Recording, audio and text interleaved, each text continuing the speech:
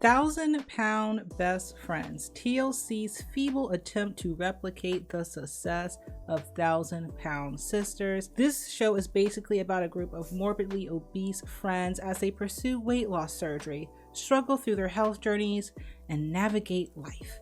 Basically, it's a bunch of codependent fat girls who are friends and rely on each other for comfort and validation, because being the fat friend sucks. But you can't be the fat friend if all your friends are fat. They don't want to hang around skinny bitches, no. So this show has a lot of cringe moments and like shock factors. You know, like Vanessa's notorious bikini scene. What do y'all think? Oh, well, it's beautiful. It's definitely unique. Last season was not very good in my opinion, so I was very curious about how season 3 was gonna go. So in today's video, I'm covering episodes 1 through 3 of the newest season of 1,000-pound best friends and getting into all the tea that went down. Now, before we get into it, please make sure that you are subscribed and that you like the video, because if not, my cat Nova is gonna be pissed at you, and trust me, you do not want that cat upset. Now, I also have my own small business. I run a sticker and accessory shop, so if you like supporting small businesses and you like cute, high quality shit, go ahead and check out my sticker shop. You can use code YouTube to get 20% off.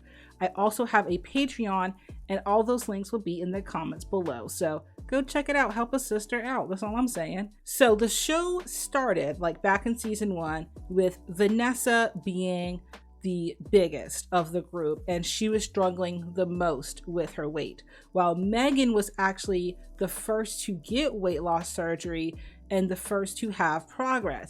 Now we see in season 3, the tables have completely turned, and Vanessa is the most successful and the skinny bitch of the group, while Megan is struggling like a bitch and her progress has basically stalled. So episode 1 of the newest season starts off with us catching up with Vanessa. Vanessa is now looking like a skinny legend, honey. She looks great. She has lost so much weight and she has so much excess loose skin, which of course she's just like playing around with and like throwing up in the air and doing tricks with, because it's Vanessa. She don't give a damn.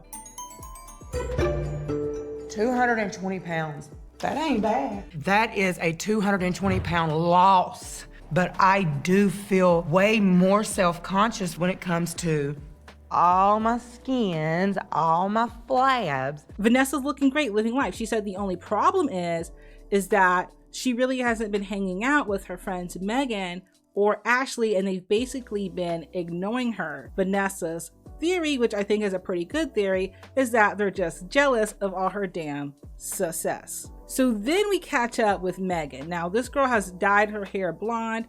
I'm not sure how I feel about it. And this woman now has 11 cats.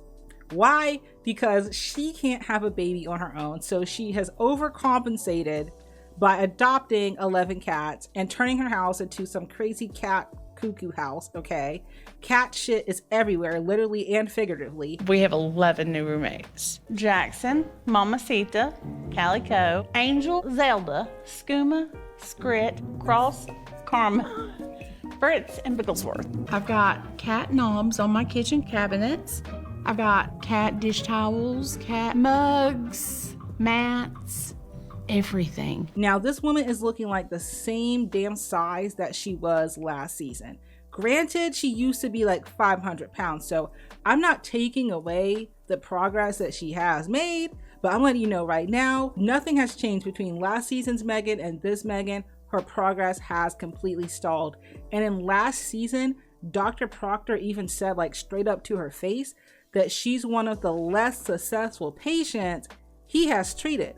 Dr. Proctor's like, look, you fucking up my reputation. You need to get it together, okay? You are one of the less successful people that I've seen to this point. So Megan is still struggling, and she claims that she's tried everything and she's following her diet, but it's just not working. It's been 3.5 years since my surgery. Ew. And it's like an ongoing battle for me. But my weight loss has plateaued. I've tried just about everything, following the rules. No, you, honey, are the thing that's not working, okay? So now she is talking about how she wants another weight loss surgery. Because I feel like I know that I'm doing right, I would love to talk to Dr. Proctor and maybe have another surgery. Granted, this woman just got weight loss surgery like a few years ago, dude. The goal when you get weight loss surgery should be not to get a revision, not to get a remedial surgery. Like, they already had to cut you open just to stop your ass from eating. And now you want another one because you can't get your shit together. You can't do what you need to do, because you definitely should not be stalling at the weight that she is currently at. Okay. So Ashley decides to come over. We catch up with her. Ashley did get another surgery, but that's because she got her weight loss surgery like way back in the day when she was young. Okay. So she qualified to get another one, and she's now from 370, she's down to 288, which is great. I've never been at 288 in my adult life, so it feels amazing. I have so much more energy. My confidence level is through the roof. She comes over and visits Megan, who has gone cat crazy. I can tell exactly what Ashley was thinking when she was looking around this damn house like this bitch is going crazy, okay? What do you think? Megan, what the hell? Don't judge. Girl, this is a lot. I don't know where this cat obsession came from. Maybe it was always there and she had to contain it because she was in Tina's house, but I never saw her with this much cat stuff. But it has to have a smell with 11 cats and that much litter boxes, right? Like, right? It can't smell great, right? These two, Megan and Ashley, immediately start talking shit about Vanessa. And from their point of view, they're claiming Vanessa is now acting like she's better than them and she's a know-it-all, you know, really giving that energy. For the last several months, Ashley and I have been hanging out a little more together, and Vanessa's not been included. I feel like that there has been little to no support there. You are not Richard Simmons, girl. Like, you can't boot camp me. I hate to say, I'm not gonna say know-it-all. She's become very... I agree. And I I agree with have you. Dr. Proctor for that. When I come to my friend, I don't need the 3rd degree. I need a friend. Now they bring up the fact that they have this support group with Dr. Proctor coming up, and they know Vanessa is going to be there, so they're anxious about it. And, you know, Ash is talking all big and tough about how she isn't going to back down from a fight with Vanessa. I'm like, girl, shut up. You're not coming off as big and tough. You're coming off as petty as hell. This is high school bullshit. High school bullshit, bro. At this meeting, Megan and Vanessa are the first to arrive. So it's super awkward. They're literally just sitting in this room. For some reason, Megan starts crying. I don't know. Megan is just childish as hell to me, all right? She starts crying, but she refuses to even like give Vanessa freaking eye contact, okay? She refuses to acknowledge Vanessa. She's just crying in the corner, hugging her teddy bear and waiting for someone else to come in. I can hear Vanessa in the hallway. Her voice, that's her. And I immediately start getting emotional. But I got shut down. She loves to not face me, not talk to me, and blow it off. So the room starts to fill in, and this is where we get to meet two new characters that weren't on the previous seasons. New Tina and this dude named Scott. Now, before this season, there was actually an old Tina, but she has left the show and they have replaced her with not one, but two new people that we're going to be following. I'm Tina, and I am here because I struggled with my weight all my life. With his help, I got down to 360, which is the lightest I've been in a decade. I think Tina is really pretty and she seems down to earth ish. You know, I don't know that much about her yet to make judgment. I'm Scott, and I'm from Marietta, Georgia. I want to see myself married. I want to see myself possibly having kids. And I want to live that life so bad. Scott seems really sweet. Maybe a little too sweet? I don't know. I don't trust overly sweet, overly nice people. I don't know, it's because of like all my past trauma and triggers, but I just don't trust them. Like, for example, I've always disliked Mr. Beast, and everyone just kept calling me a hater because he's such a nice guy and da. No, I'm telling you, man, when people are being like overly nice and overly sweet and they're trying really, really hard to prove that they're so great, something wrong with them. Even though I have all this stuff on me, I would say I'm a great guy. Now, Scott was in the group and he was, talking about himself and his struggles and why he wants to lose weight. And he mentions that he wants to meet someone and have a family. And he mentioned that he wants to meet a nice girl. I want to find love one day. I want to date. I want to have the confidence to be physical with a girl. And honey, I'm not gonna lie, I was surprised because I really thought that homeboy was about to say that he wanted to meet a nice guy, because my gaydar was going off, and my gaydar is usually correct. I'm not saying he's gay. If he's straight, then he's straight. I'm just saying I was surprised. I thought Scott, was the type to like another Scott. I didn't know Scott was gonna like a Sarah, if you feel me. You know what I'm saying? Ash and Megan let it slip that they've been hanging out. Mind you, they've been blowing off Vanessa and making excuses. And then at this meeting, they're going to let it slip that they've been hanging out at each other's house. And obviously, Vanessa is upset about this. Like, why would you bring that up knowing that you've been freaking blowing off this girl and ignoring her? Why the hell would y'all bring that up at the meeting? Well, man, Ashley's been over. It does not. I can attest.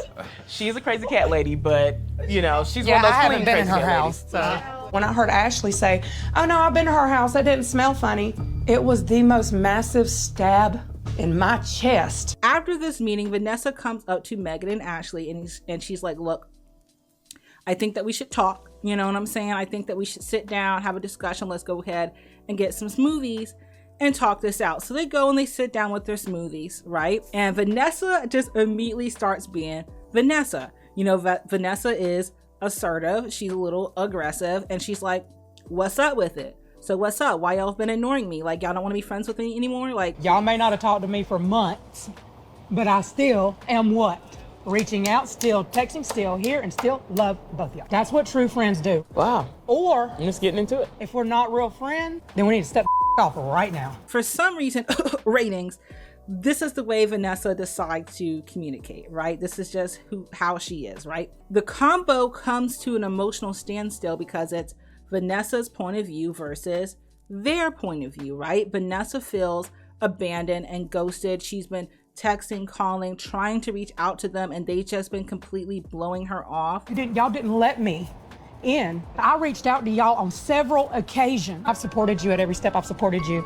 And you both exiled me, as in I your boyfriend or I killed your dad. Losing you hurt my soul. And her theory, which again I think is pretty solid, is that they're just jealous bitches. They're bitter Bettys because she's out here looking great and she's the skinny friend now, right? Megan and Ashley feel like, again, that Vanessa's just acting like she's better than them and that Vanessa's just been putting them down. And that somehow translates to Vanessa is not supportive, apparently. It's like you started being an expert. So instead of holding our hand and walking with us, it was like you were the leader in front of us, like telling us what to do and judging us. I feel uncomfortable eating in front of her because you're gonna look at my plate and ask me, well, do you need that? This is how it is with Vanessa.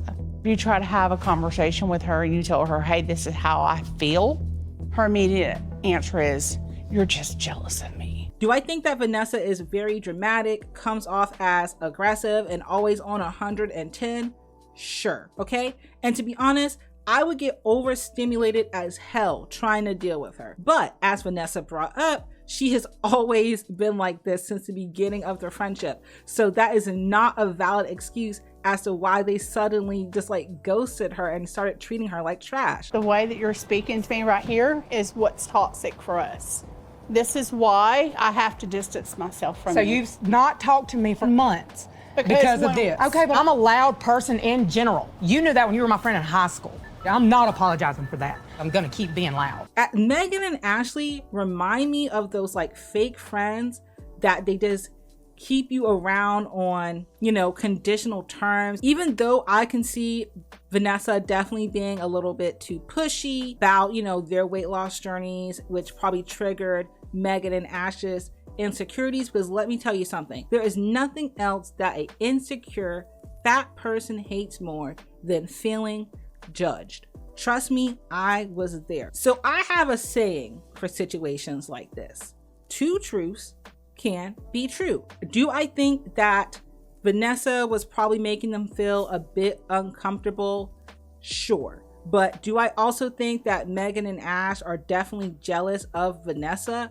Absolutely. Even if it's just subconsciously. I'm pretty sure that they didn't like say in their head, I'm jealous of Vanessa, so now I'm going to start acting vindictive. No, that's not how it works in people's head, okay? What it comes out as in their like logic, in their string of logic, is that, oh, this person thinks they're better than me. This person thinks they're above me now. This person is starting to act different. They done switched up now. See, that's how jealousy is processed in people's heads. And I feel like now she thinks she's better than me. But it's went to her head so much that she thinks she's better than all of us. And that sets me off. No one thinks they're the bad guy, right? No one is going to subconsciously be like, yeah, I'm jealous, so now I'm gonna start treating my friend like shit. Of course they don't think that way, but that's basically what they're doing.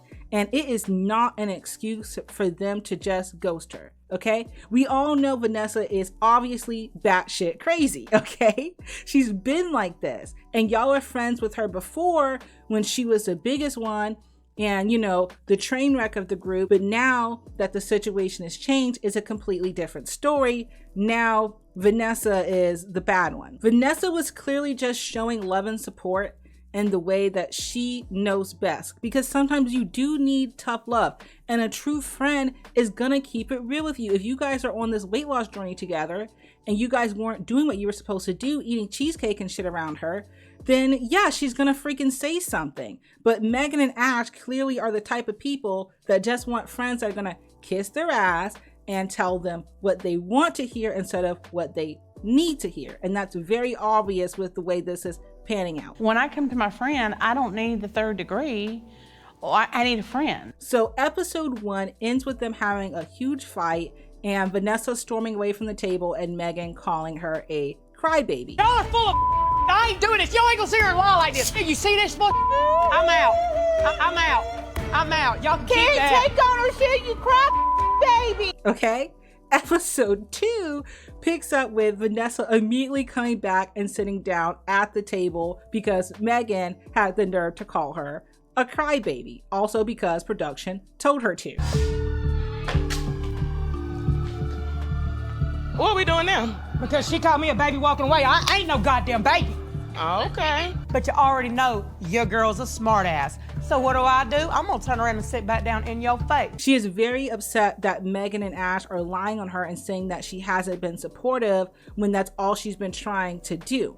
I will not be lied about. I will not be lied about. Y'all are sitting here saying that I never came to y'all. I have tried for this past year. I can show y'all all. So I will say this. They explain more about how they're feeling, and Vanessa's like, okay, I didn't realize that I was making you guys feel that way, that I was making you guys feel uncomfortable.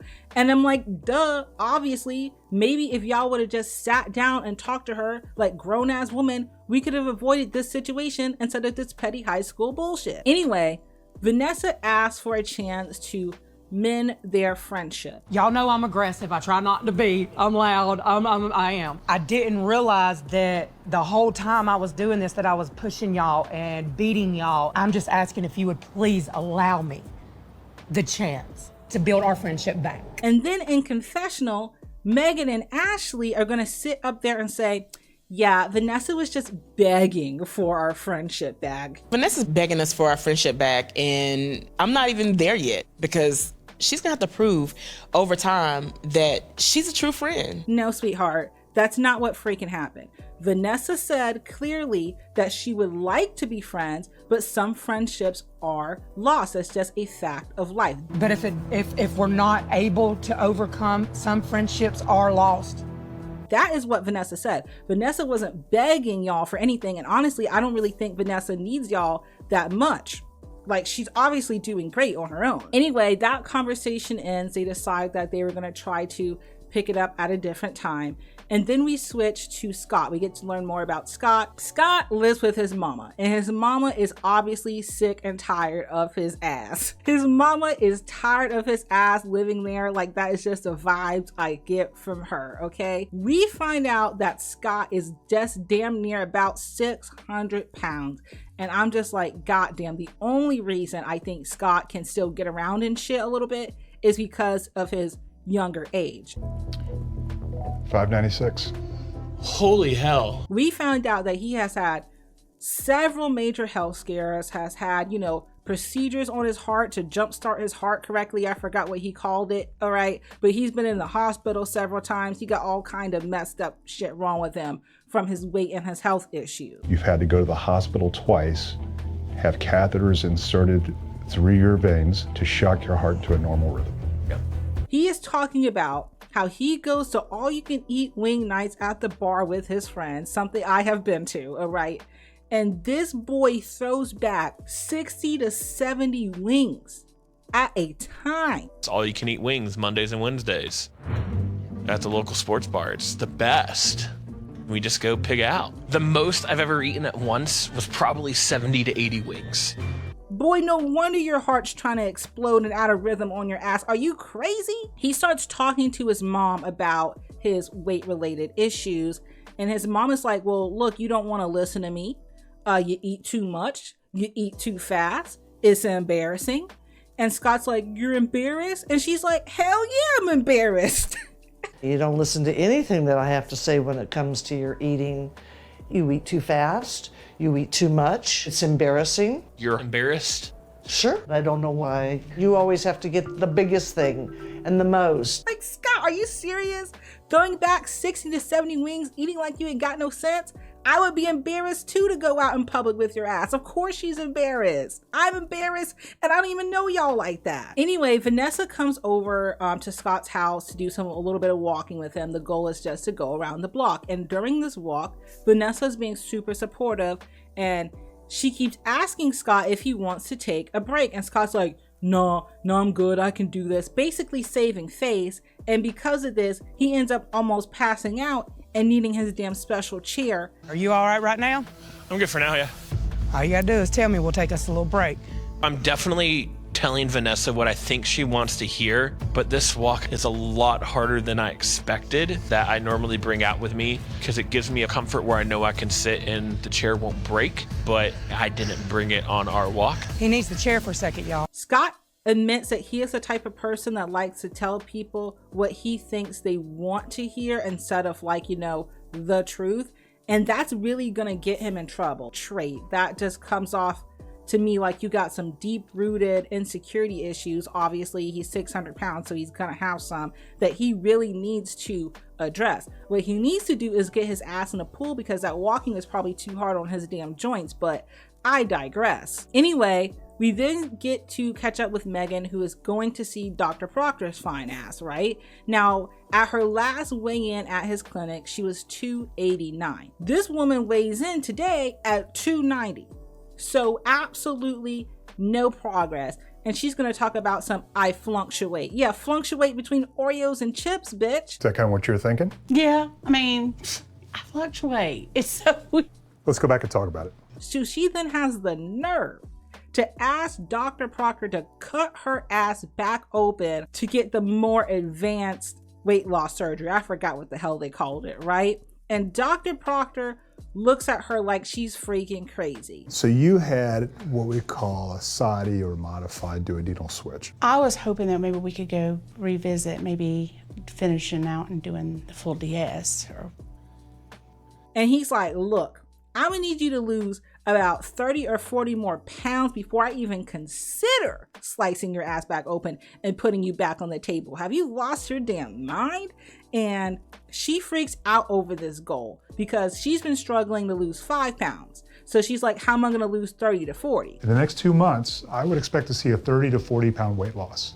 At that point, I'll feel a lot more comfortable sitting down and talking to you about next step surgery-wise. I've been struggling for the same 10 or 15 pounds. How am I gonna lose 30 to 40? Now, here's my thing, right? My highest weight was 280, all right? She's 290. I lost my weight naturally. Now, I am not anti-weight loss tools, even though I do feel some type of way about all these GLP-1s going around, but I'm really not gonna judge anyone for needing a weight loss tool. However, I'm just like, if you can get down to 250, then why can't you just like get back on track and keep going without another surgery? Like, I don't know. I just feel like she just needs to like get back on track and do what she needs to do. If she can get down to 250, then she can get under 200. Like, I don't know. That's just my opinion. So then we cut to Tina and we're getting to learn more about her. She's living in this beautiful manor with her boyfriend or husband or whoever his old ass is, right? And I'm just like, damn, Tina, what you do for work? Because this house is nice. She got a nice piece of property here. Now, apparently we learned that she used to be over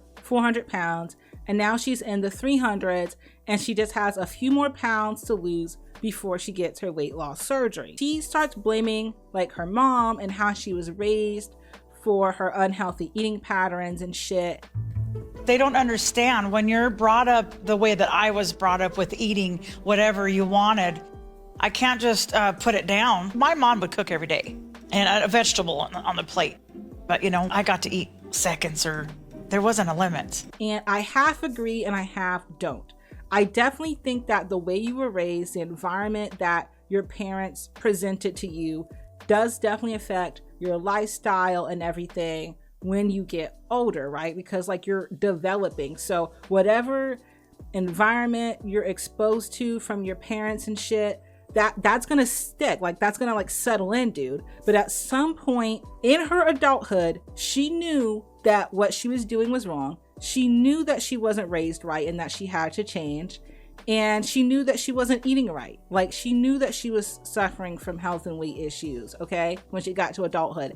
At some point, you have to stop blaming your parents for your bullshit and you have to take like accountability and responsibility for yourself as an adult. Tina decides to invite everyone over for a barbecue and Vanessa brings her son who is also struggling with his weight. He big as hell, like he's like 500 pounds and a head of curly hair, okay? There's still some tension between Megan, Ash, and Vanessa because, you know, they are petty high school teenagers, right? But besides that, the barbecue goes relatively well, besides Megan being freaking disgusted at Scott because he's eating like there's no freaking tomorrow. I'll be honest with you. Some people were eating a little too much. You don't want to say anything because you don't want to be that to say, do you need that? At some point, Scott like picks up a piece of chicken with his bare hands and tries to mouth feed Megan just like some chicken like in her mouth. And like Megan's like, ew, no.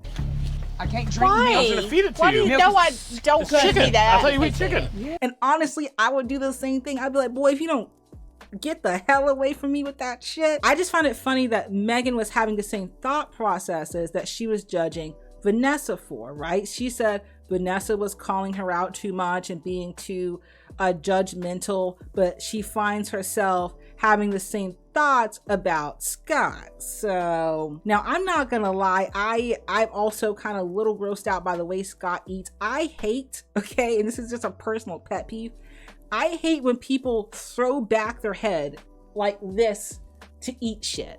Like a Neanderthal. Like you're literally looking like a cartoon depiction of a stereotypical fat person. You are not making the fats look good right now. After the barbecue, Vanessa, Meg, and Ash decide to talk again, and they have decided that they are going to try to mend the friendship because they realize that they do need each other for support. And the last segment of this first episode is Tina going to see Dr. Proctor to see if she hit her weight loss goal. And her old ass husband Matt was already snitching on her in front of the camera about how she's been cheating and she's been getting Starbucks and little cakes and shit here and there. And you know damn well that's gonna add up. What if I weigh more than I did last time? No, I've been telling you about all that stuff you're ordering here and there, cakes and all that crap. You haven't exactly been following the regime. You know, once in a while I want a burger and fries, and then I get that sweet tooth and I want sweets, and then my Starbucks drink every day. More than once in a while. But we don't actually get to see what she weighs in at until episode 3. So episode 3 immediately opens with Tina getting weighed in, and she is supposed to be down to 350, She's supposed to lose 10 more pounds, but she weighs in at 360 and she has not lost any weight. No progress. And apparently she's happy with that. She's just happy that she hasn't gained weight. But Dr. Proctor ain't. That's crazy. 361. So you thought you'd gain a lot more weight than I that, did. huh? Betty Great. thought. Well, let's go talk about it. Okay. Tina being excited about just not gaining weight is not the reaction that I would expect or want. Dr. Proctor is like, I told your ass to lose 10 more pounds. But what he decides to do is go ahead and put Tina on that 2-week pre-op liquid diet. So therefore she can lose the 10 pounds and be just ready to get into surgery. And it sounds like hell. I'm not gonna lie. I would not want to do a 2-week liquid diet either, but you gotta do what you gotta do. We then catch up again with Vanessa, who's feeling super insecure about her hair loss because apparently that is one of the symptoms of weight loss surgery, right? And Vanessa's just feeling insecure in general, but we'll get to that in a minute. So she goes to the wig shop and she gets herself a good ass blonde wig to wear out. It looks good on her, and we are going to see her with that later. So we also see the girls go ahead and do like this ice bath thing. You know how you like go to that ice bath spa and supposed to have health benefits. Megan is there to try to lose some weight. Vanessa's there to tighten up her vajayjay, and we get this cute little scene of them struggling through this ice bath, and I thought it was super funny. All right, like a man. There you go. Yeah. Yes.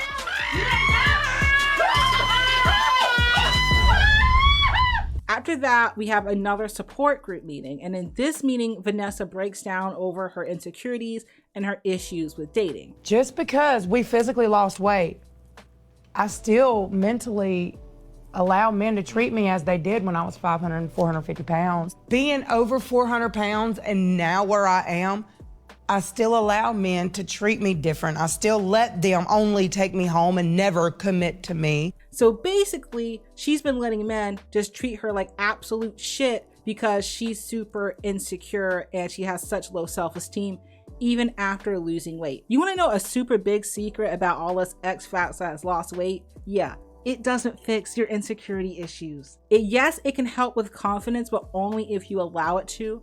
All that stuff is internal. I'm telling you right now, weight loss is not going to fix all of your problems. It's just not. I'm still insecure even after I've lost a majority of my weight. So I can relate to Vanessa, not necessarily about dating because the idea of dating makes me want to throw up in my mouth, but about being insecure and still feeling like she's in her fat body. But the support group was like super uplifting and actually like doing their job to support her. So in this dating theme, Vanessa, Ashley, and Scott decide to do some speed dating. And Vanessa pulls up to the speed dating scene looking like a damn snack, honey. She got her new good ass wig on. She has this pretty sparkly dress and she is just looking freaking great, okay? So speed dating goes okay.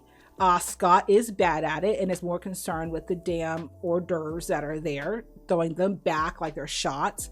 And the only person that he connects with is a chef, which is like the worst match for his ass right now. Ashley is actually doing pretty good, I think. I think that she's pretty good at flirting.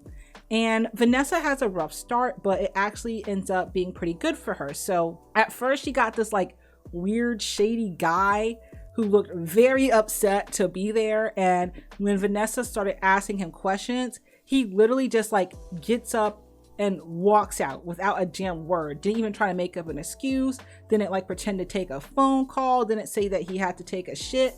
Nothing. Homeboy just ran out of there. The guy gets up and just walks away. And Vanessa obviously feels some type of way about this. Now, I would too, but I honestly do not think it was Vanessa's fault. That guy just looked like he really, really did not want to be there from the jump, okay? And probably because there's a giant camera crew in his face. So that might have something to do with it. But she does end up connecting to another handsome black man and she sneaks him his number. Hello, how you doing? Hi, I'm Vanessa. Marquise, nice to meet you, Vanessa. I've never had a style. I was over 400 pounds, so the only style you could... 400 pounds? Yeah. I was 335 pounds. I lost 135 pounds. You look so amazing. You look so fire. The last segment is Ashley doing a check-in with Dr. Proctor. Now, Ashley is 38 years old. She's still nearly almost 300 pounds and she wants a baby very badly. Note that Ashley's not even in a relationship yet. It's not like she has like a husband ready to go and they just need to like, you know, get it on and do the baby making. No, she hasn't even gotten to that step yet, but she wants a baby and she knows that her, you know, maternal clock is running out because she's 38. So I would like to hopefully get my body ready to have a baby. Now I'm going to be in the minority here. I know there's going to be people that disagree with me, but I don't get the big hoopla about having kids. I don't get it. I have never wanted kids and I still don't. I don't know. Is it just me? But like being a parent seems kind of shitty. I don't know. Like, I'm sure there's going to be people in the comments like, oh, I love my children. They're my world, da da da. Yeah, no, I'm fine with the world that I currently have. I already have a dog and 2 cats and those little motherfuckers are too much, okay? Dr. Proctor wants her to lose 100 more pounds before she starts baby making. And Ashley is just in despair about this news because that's a lot more to lose and, you know, she's getting older. But I do need to get some more weight off of you before we talk about you getting pregnant. Like how much more weight? 100 pounds is great. I'd like to see you well below 200. Well below? Well below 200. It's heartbreaking to hear. I feel like Dr. Proctor is putting my baby making goal on hold for 1 more year. And I can literally hear the biological clock ticking. But she's already at an age risk. So putting an obesity risk on top of that is a great way to mess up that little fetus. So, I mean, I definitely agree with Dr. Proctor that she's gonna have to wait a little bit and lose some more weight to get to a better point. I don't know, maybe do in vitro. Like, do you have to make the baby yourself or can someone else make it for you? I'm not sure. So that is where episode 3 ends. And in the preview for episode 4, it seems like they're gonna go to some kind of like stripper or twerking class because TLC has to make them do weird shit like that. Tina seems to be getting her surgery. Vanessa's getting a skin surgery consultation. And Scott looks like he's about to blow up at Dr. Proctor's office. So seems like episode 4 is gonna be a juicy one. I can't wait to see how this season's gonna turn the freak out, guys. Let me know if you want me to continue covering this show as like, you know, a little recap review. Let me know what you think about the girls, what went down with the friendship situation. Do you think Vanessa was in the wrong or do you think Ash and Megan was in the wrong? Let me know if you want me to cover 1000 Pound Sisters or any more TLC shows. Matter of fact, go ahead and leave any video suggestions that you have down below. Please make sure that you subscribe and you like that button or my cat Nova is coming for your little booty, so you better do it. Don't forget to check out my sticker shop, check out my Patreon. Thank you guys so much for watching. Please let me know what you think about this video in the comments below, and yeah, I'll see you guys in the next one. Okay, bye.